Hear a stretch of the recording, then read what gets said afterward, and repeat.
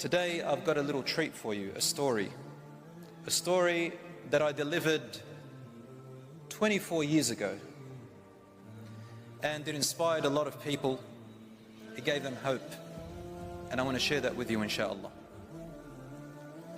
And the credit goes out to a great sheikh who was one of those that I listened to in the 90s when I was about 15 years old. His name is Sheikh Saad al-Breek. And this story, the shaitan may come to you and say that I'm just making it up.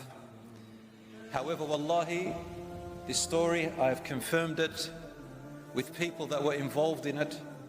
And the story happens really in Riyadh in Saudi Arabia, but I think it's going to connect to all of us, inshallah. So here it goes. Bismillah ar-Rahman ar-Rahim. First of all, I want to make an introduction to it. The story is all about repentance and hope. It's about Allah's forgiveness and mercy.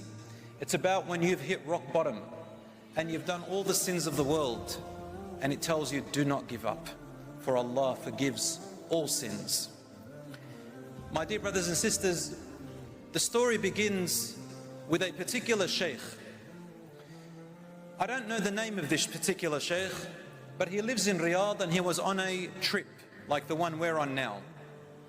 I think he went on a conference or a business in one of the neighboring countries to Saudi Arabia.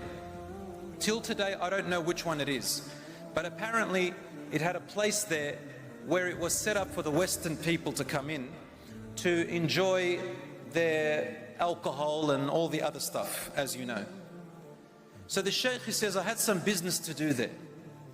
And then after I finished my business, I managed to finish a day before my flight. And then I was extremely tired and exhausted. So I went looking for a place to stay. I didn't know this city. I didn't know what it was like. And I entered a hotel to hire a room.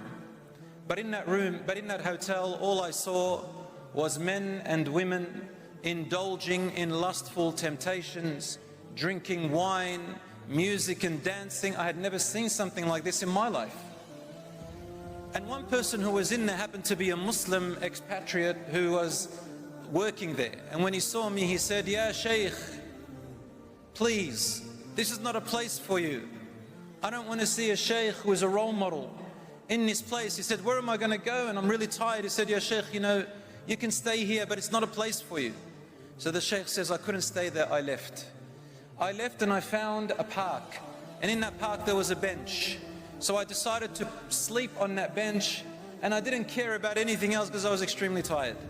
And then close to about Fajr time, my flight was about to leave at Dhuhr a little bit later, and I decided that maybe I can find a cab, a taxi, or a car to take me to the airport." He said, "I took a car to the airport, and in the airport there was a prayer room. I went to the prayer room and I prayed my Fajr. And usually they don't let people sleep inside the prayer rooms, but I was so exhausted that I couldn't help myself but go to sleep." He said, "During my sleep time, nobody entered the prayer room. And then close to about 1 hour into my sleep, I wake up to the sound of a cry. I looked in front of me, and there was a young man, a man that was not more than about 25 years old, less than 30, a young man at the beginning of his life. He was praying and crying so badly. It's like a mother who had just lost her child, or like a person who had just lost something very dear to them, a loved one."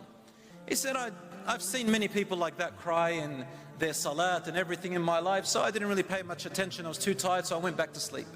He says, close to about Dhuhr time, I wake up again, and it was the same young man who was praying.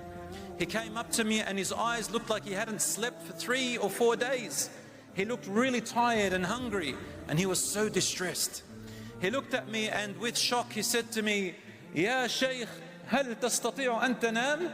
Are you really able to go to sleep? Are you able really to sleep? He goes, "Yes, I'm really tired." He says, "Wallahi, I don't know how to sleep anymore, Ya Shaykh. I don't know how to sleep. I've been running around for 3 nights and 3 days. I can't sleep. I can't eat. I can't